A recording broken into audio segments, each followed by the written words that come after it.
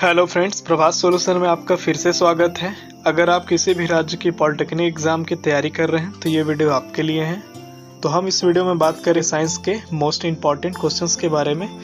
हमारा पहला क्वेश्चन है, बर्फ का अपेक्षिक घनत्व 0.9 अगर दिया है तो जल में डालने पर, अगर हम किसी बर्फ को क्या करते हैं, जल में डालते हैं, फिर बोलता है उसका कितना भाग जल के ऊपर होगा, मतलब कितना भाग जल के ऊपर होगा और कितना भाग जल के नीचे होगा। तो ऑप्शन फर्स्ट बोलता है 0.9 भाग होगा, ऑप्शन सेकंड बोलता है 0.1 भाग होगा, ऑप्शन थर्ड बोलता है 0 भाग होगा, या ऑप्शन फोर्थ 1.9 भाग होगा। तो देखिए इसका जो आपका आंसर होगा ऑप्शन दूसरा जाएगा। माना हम क्या करते हैं, 1 सेंटीमीटर क्यूब का अगर हम क्या मान लेते हैं, बर्फ का आयतन है 1 × 1 × 1, ठीक है, लंबाई इंटू चौड़ाई इंटू ऊंचाई। तो वाले बर्फ का अपेक्षिक घनत्व तो हमें कितना दिया है, रो आई इक्वल टू 0.9, ठीक है। तो हम जानते हैं रो आई अपॉन में रो डब्ल्यू इक्वल टू x/h। अब रो आई क्या है, आपका डेंसिटी है, यानी कि घनत्व तो है आपका किसका, आइस का, बर्फ का। और रो डब्ल्यू क्या है, ये आपका घनत्व तो है पानी का। तो रो आई से आपका x डिस्टेंस डूबेगा और रो डब्ल्यू से आपका h डिस्टेंस तक डूबेगा। तो ये हमारा ये निकाले हैं। तो रो आई की वैल्यू हमें 0.9 दिया हुआ है, रो डब्ल्यू की वैल्यू 1 होता है। अगर आपको कुछ नहीं दिया होता है तो आपका हमेशा डेंसिटी वाटर का, या उसको आप घनत्व तो बोल लीजिए वाटर का, वो कितना होता है, 1 होता है। तो यहाँ पे आपका क्या होगा, x/h। तो h की जगह में आपको क्या रखना है, 1 रखना है। क्यों? क्योंकि वाटर का आपका क्या होगा, 1, वो पूरी तरीके से वाटर अपने आप में डूबा हुआ है। तो यहाँ पे जब आप सॉल्व करेंगे तो x इक्वल टू हो जाएगा 0.9 सेंटीमीटर, जो कि आपका क्या है, बर्फ कितना डूबेगा वो वाले भाग पर ये दिखाता है। तो इसलिए हम लिखते हैं, अतः बर्फ का 0.9 सेंटीमीटर भाग जल के अंदर क्या होगा तथा 0.1 सेंटीमीटर भाग जल के बाहर उपस्थित होगा। तो ये जो आपको 0.9 सेंटीमीटर दिख रहा है, ये क्या है, आपका कोई वाटर का टैंक है, ठीक है। इसमें आप क्या किए, कोई बर्फ का टुकड़ा रख रहे हैं। तो जो भाग आपका ऊपर है और जो भाग आपका डूब रहा है, तो आपका क्या हो रहा है, 0.1 भाग, ठीक है, ये आपका ऊपर है, और 0.9 भाग आपका क्या है, नीचे, एक में से, और एक आपका इन दोनों को मिलने से बनता है। अगला क्वेश्चन है, न्यूटन के किस गति नियम से बल का व्यंजक प्राप्त होता है। तो ऑप्शन फर्स्ट बोलता है प्रथम नियम से, ऑप्शन सेकंड बोलता है द्वितीय नियम से, ऑप्शन थर्ड बोलता है तृतीय नियम से, या ऑप्शन फोर्थ किसी से भी नहीं। तो देखिए इसका जो आपका आंसर होगा ऑप्शन दूसरा होगा, द्वितीय नियम से हमें क्या मिलता है, बराबर ma। अगला क्वेश्चन है, पृथ्वी की सतह से ऊपर जाने पर दाब, ऑप्शन बोलता है घटता है, ऑप्शन दूसरा बोलता है बढ़ता है, ऑप्शन तीसरा बोलता है अपरिवर्तित रहता है, या ऑप्शन चौथा सभी घटना होता है। तो देखिए इसका जो आपका आंसर है, पहला नंबर जाएगा घटता है। जब भी आपका क्या होता है, जब भी हम पृथ्वी की सतह से अर्थ सरफेस से ऊपर जाते हैं तो क्या होता है, दाब, आपका जो प्रेशर वो घटते जाता है। अगला क्वेश्चन है, प्रेशर कुकर में खाना जल्दी पकता है क्यों। तो पहला ऑप्शन बोलता है प्रेशर कुकर के अंदर दाब बढ़ने से पानी का क्वथनांक बढ़ जाता है। कहने का मतलब ये है कि प्रेशर कुकर के अंदर आपका क्या होगा, पानी का जो प्रेशर है वो बढ़ता है, ठीक है, और उससे बॉइलिंग पॉइंट बढ़ जाता है। दूसरा ऑप्शन बोलता है प्रेशर कुकर के अंदर दाब में कमी से पानी का क्वथनांक बढ़ जाता है। तीसरा बोलता है प्रेशर कुकर का आकार ऐसा होता है जिससे जल्दी खाना पकता है, या ऑप्शन चौथा उपरोक्त में से कोई नहीं। तो देखिए इसका जो आपका आंसर जाएगा, पहला ऑप्शन जाएगा, प्रेशर कुकर के अंदर जो होता है वो दाब बढ़ता है, ठीक है। दाब बढ़ने से क्या होगा, पानी का जो बॉइलिंग पॉइंट है वो बढ़ जाता है, इसी कारण क्या होता है, खाना जल्दी पकता है। अगला क्वेश्चन है, पृथ्वी के तल का पलायन वेग। तो सबसे पहले समझिए पलायन वेग क्या है। अगर कोई भी वस्तु को हम इतनी स्पीड से फेंके कि वो क्या हो, पृथ्वी से बाहर चले जाए, उसके गुरुत्वाकर्षण फोर्स को तोड़ करके वो बाहर चले जाए, तो वैसा जो वेग, वैसा जो स्पीड होता है, उसी वेग उसी स्पीड को पलायन वेग कहते हैं। तो बोलता है पृथ्वी के तल का पलायन वेग क्या होगा, तो ऑप्शन फर्स्ट बोलता है 9.8 मीटर पर सेकेंड, ऑप्शन सेकेंड बोलता है 100 kilometre per hour, option third बोलता है 11.2 किलोमीटर पर सेकेंड, या ऑप्शन फोर्थ 1200 किलोमीटर पर सेकेंड। तो देखिए इसका जो आपका आंसर होगा ऑप्शन थर्ड होगा 11.2 किलोमीटर पर सेकेंड। अगर आप क्या करेंगे, किसी भी वस्तु को, किसी भी पिंड, कोई भी चीज़ को 11.2 किलोमीटर पर सेकेंड की स्पीड से अगर आप फेंकते हैं तो व्यक्ति कभी भी पृथ्वी पर वापस नहीं लौटेगा। तो यही स्पीड का वेग, इसी वेग का यूज करते हैं किसमें, जितने सारे आपके सैटेलाइट लॉन्च किए जाते हैं, जो भी उपग्रह सैटेलाइट जो अंतरिक्ष में, चांद पर, मून पर, मार्स पर जहां भी भेजा जाता है वो इसी पलायन वेग को फॉलो करता है। अगला क्वेश्चन है पानी की बूंदों के गोल होने का कारण क्या है। आपने देखा होगा कभी भी पानी का बूंद अगर जमीन पर ड्रॉप होता है, गिरता है, तो वो हमेशा एक सर्कल के फॉर्म में एक गोल आकृति वो ले लेता है। तो उसका क्या कारण है वो पूछता है। तो ऑप्शन फर्स्ट बोलता है पलवन के कारण, ऑप्शन दूसरा बोलता है पृष्ठ तनाव के कारण, ऑप्शन तीसरा बोलता है केशिकत्व के कारण, या ऑप्शन चौथा उत्क्षेप के कारण। तो देखिए इसका जो आपका आंसर होगा दूसरा नंबर जाएगा पृष्ठ तनाव। पृष्ठ तनाव के कारण क्या होता है, सर्कल बनाता है, सर्कल का पृष्ठ तनाव यानी कि सरफेस टेंशन सबसे कम होता है, इसीलिए बूंद उसको बनाने में सक्षम होता है।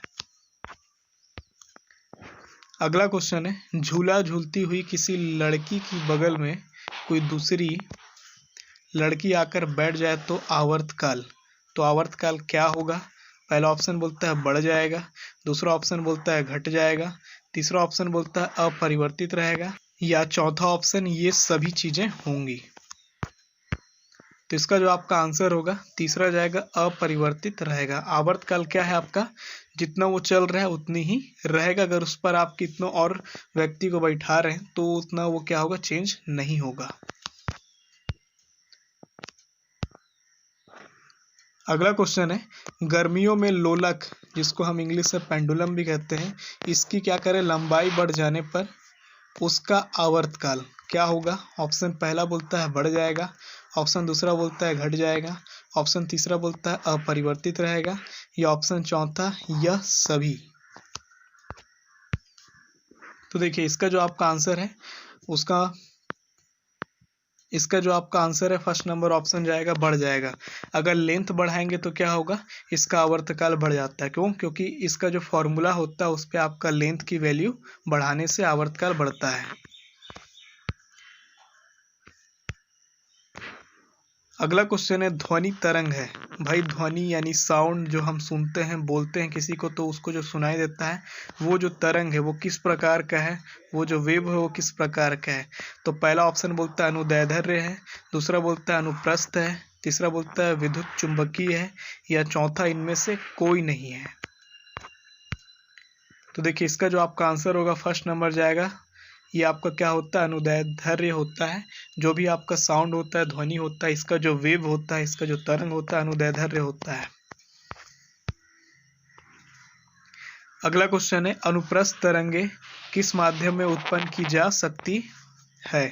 तो पहला बोलता है ऑप्शन सिर्फ गैस में उत्पन्न कर सकते हैं, दूसरा ऑप्शन बोलता है सिर्फ ठोस में उत्पन्न कर सकते हैं, तीसरा ऑप्शन बोलता है सिर्फ द्रव्य में उत्पन्न कर सकते हैं, या चौथा ऑप्शन इन तीनों में उत्पन्न कर सकते हैं। तो देखिए इसका जो आपका आंसर होगा सिर्फ ठोस में ही क्या होता है, ये आप इसको उत्पन्न कर सकते हैं।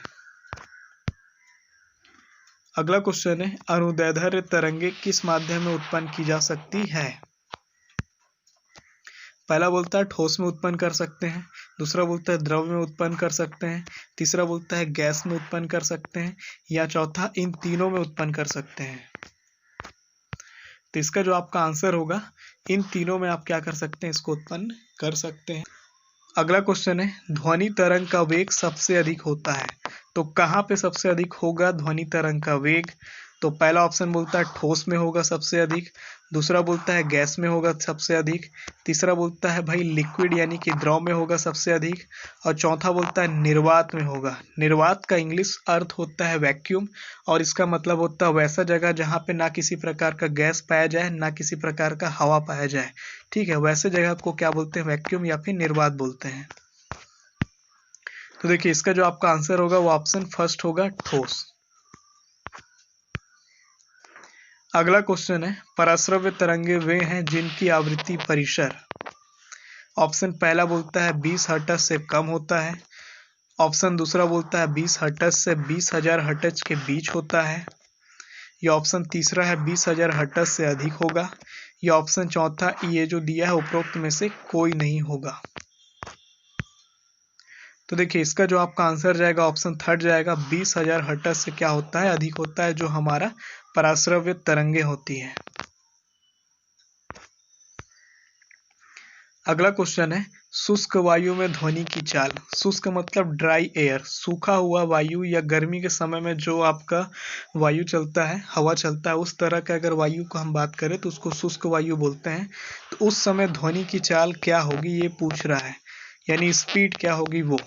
तो पहला ऑप्शन बोलता है 180 किलोमीटर पर सेकेंड, ऑप्शन दूसरा बोलता है 6400 किलोमीटर पर सेकेंड, ऑप्शन तीसरा बोलता है 332 मीटर पर सेकेंड, या ऑप्शन चौथा 450 मीटर पर सेकेंड। तो देखिए इसका जो आपका आंसर होगा 332 मीटर पर सेकेंड। अगर आप क्या करें, ड्राई एयर के टाइम पे अगर आप किसी व्यक्ति को बोलते हैं तो 332 मीटर वो साउंड जाता है, उसका जो वेव है, उसका जो तरंग है, 1 सेकेंड में 332 मीटर चल देता है।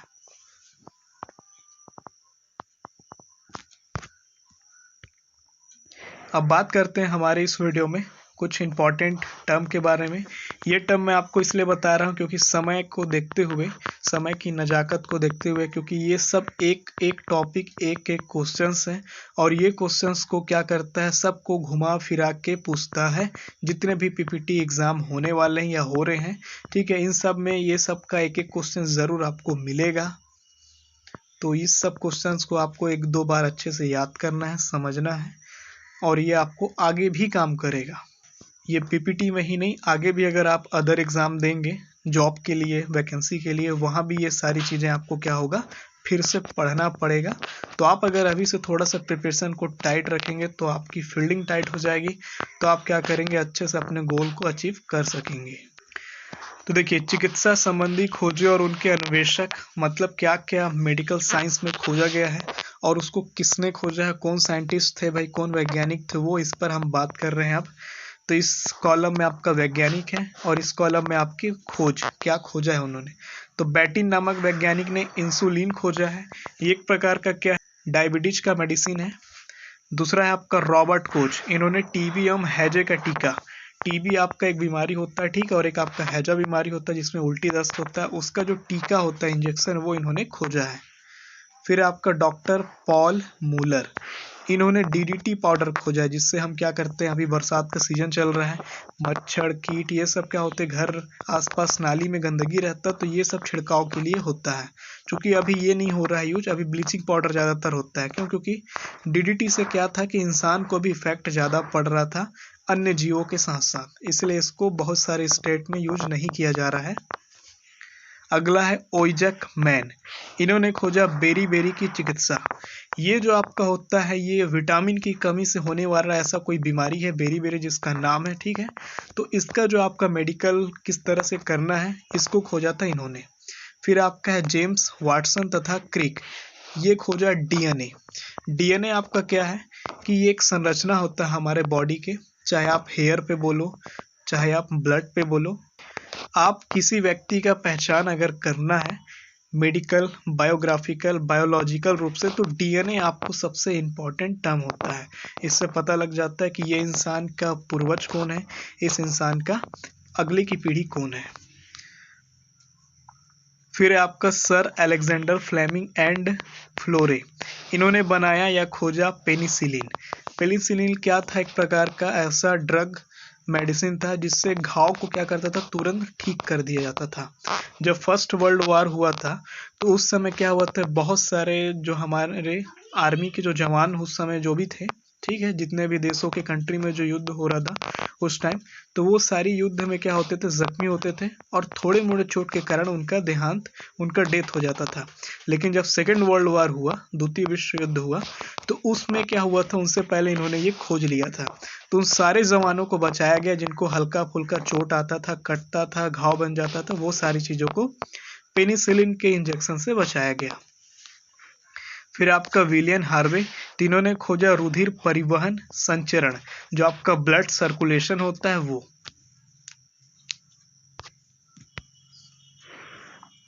अगला है आपका काले लैंडस्टीनर, इन्होंने खोजा रुधिर समूह, मतलब ब्लड ग्रुप, A+ होगा, B+ होगा, O- होगा, इस टाइप का जो आपका ब्लड का हमने जो अभी डिफाइन किया हुआ है, ठीक है, वो इन्होंने खोजा था। फिर आपका हैनीमैन ने खोजा होम्योपैथी की स्थापना इन्होंने किया था, ठीक है। जितने भी आपका एलोपैथी के अलावा होम्योपैथी में जो जाना चाहते हैं, वहाँ से कम खर्च में अच्छा इलाज कोशिश किया था, यही इनकी स्थापना का उद्देश्य था। अगला है आपका क्रिश्चियन बर्नार्ड, तो इन्होंने हृदय प्रत्यारोपण, मतलब हार्ट, किसी के व्यक्ति में क्या है, कोई स्वस्थ व्यक्ति है, ठीक है, अगर उसका कोई एक्सीडेंट हो जाता तो उसका जो दिल है, उसका जो धड़कन है, हृदय है, हार्ट है, उसको क्या करते थे, किसी जिस व्यक्ति को चाहिए उसको वो डोनेट कर सकता था, जैसे अंगदान वगैरह करते हैं, तो वो जो प्रत्यारोपण था सफल रूप से इन्होंने किया था। फिर आपका हरगोविंद खुराना, तो इन्होंने खोजा जेनेटिक कोड। तो जेनेटिक कोड क्या है, तो ये डीएनए का एक पार्ट है। डीएनए में जो स्ट्रक्चर बनता है, ठीक है, वो स्ट्रक्चर को कैसे रीड करेंगे, किस कोड के माध्यम से, ABCD इस टाइप का जो नामकरण होना है उसका, जो भी नाम उसका हो सकता है, तो ये कोड को जो खोजा था हमारे हरगोविंद खुराना जी ने। फिर है आपका ल्यूवेन हॉक, इन्होंने जीवाणु खोजा। फिर आपका लॉर्ड जोसेफ लिस्टर, इन्होंने बनाया क्या खोजा, एंटीसेप्टिक द्वारा चिकित्सा। आप एंटीसेप्टिक वगैरह यूज करके कैसे मेडिकल में उसको यूज कर सकते हैं वो। फिर आपका लुई पास्चर, इन्होंने खोजा हाइड्रोफोबिया की चिकित्सा।